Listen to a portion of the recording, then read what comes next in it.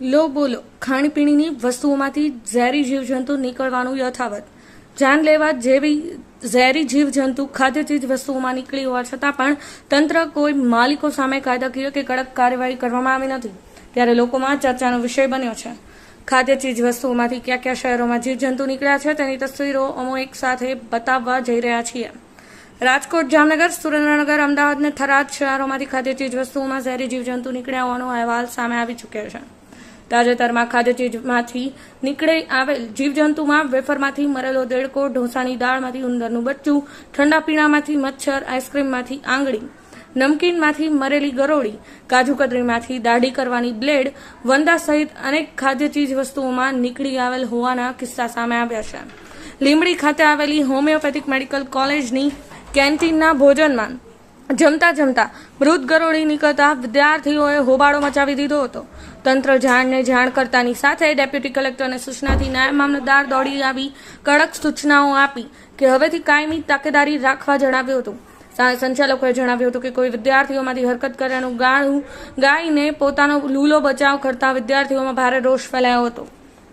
પ્રાપ્ત વિગત અનુસાર અનેક શહેરોમાંથી ખાણીપીણીની વસ્તુઓમાંથી મરેલી ગરોળી, વંદા, દેડકા, ઉંદરના બચ્ચા, ઝેરી જીવજંતુ સહિતની અનેક વસ્તુઓ નીકળતી હોવાના કિસ્સા તાજેતરમાં સામે આવ્યા છે ત્યારે તેમ છતાં તંત્ર દ્વારા કાયદાકીય કાર્યવાહી કે કડકમાં કડક કાર્યવાહી કરવામાં નહીં આવતા હોવાથી લોકોમાં ભારે આક્રોશ ફેલાયો છે। ત્યારે સુરેન્દ્રનગર જિલ્લાના લીંબડી ખાતે આવેલી હોમિયોપેથિક મેડિકલ કોલેજની કેન્ટીનમાંથી વિદ્યાર્થીઓ ભોજન કરતા સમયે જમતા થાળીમાં નાની મોત થયેલી ગરોળી નીકળી હતી। આમ ચાલુ ભોજનની થાળીમાં મરેલી ગરોળી નીકળતા થોડીવાર તો વિદ્યાર્થીઓ ગભરાઈ ગયા હતા। ભોજનની આવી હાલત જોતા વિદ્યાર્થીઓએ ભારે હોબાળો મચાવી તંત્રને જાણ કરી હતી।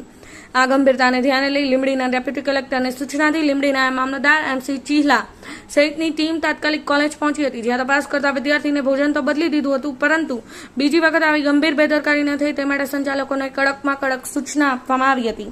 હવે આવી બેદરકારી બદલ સંચાલકો કે કોલેજ સંચાલક સામે કેવા પગલાં લેવાય તેની સામે લોકોની નજર મંડાયેલી છે। વધુમાં મધ્યાહન ભોજન, આંગણવાડી, છાત્રાલયો, કેન્ટીન, રેસ્ટોરન્ટ, હોટેલ અને જ્યાં ખાણીપીણી સંબંધિત ચાલતા ધંધાના સ્થળ પર તપાસ કરવા ફૂડ એન્ડ ડ્રગ્સ વિભાગ, આરોગ્ય વિભાગને જવાબદાર ગણાતા તંત્રના અધિકારીઓને તપાસ કે ચેકિંગ કરવાનો સમય મળતો નથી। તેઓ તપાસ કરવાની દરકાર લેતા નથી। નિયમ અનુસાર તપાસ થતી નથી તેના કારણે જવાબદાર અધિકારીઓ શોભાના કાંઠિયા બની ગયા હોય તેવી જાગૃત નાગરિકોમાં ભારે ચર્ચા સાંભળવા મળી રહી છે। બ્યુરો રિપોર્ટ, સમય 24 ન્યૂઝ। હોવાને કારણે હું માર્કેટિંગ યાર્ડની કેન્ટીનમાં ગયો અને મેં ત્યાંથી કોલ્ડ ડ્રિંક્સ લીધી અને કોલ્ડ ડ્રિંક્સ મેં હાથમાં લેતા પીવા જવા પહેલાં જેને બોટલ જોઈને અંદર મને કચરા જેવું જરીક લાગ્યું તો મેં ધ્યાનથી કેન્દ્રિત કરીને જોયું ને અંદર મરેલું મચ્છર નીકળ્યું એટલે તેનાથી છે ને મેં ત્યાં પછી બહાર આવીને જોયું કે આ તો હકીકતમાં મરેલું મચ્છર છે। હું તમને બતાવવાની ટ્રાય કરીશ અને કંપની બતાવવાની ટ્રાય કરીશ। જોઈ શકો છો આ મરેલું મચ્છર છે, જો અહીંયા જ છે। આ કંપની છે બીટી કરીને અને સીલ પેક છે, ખોલેલી પણ નથી, જોઈ શકો છો તમે। ત્યારબાદ તમે ક્યાં જાણ કરી અને શું વિગત?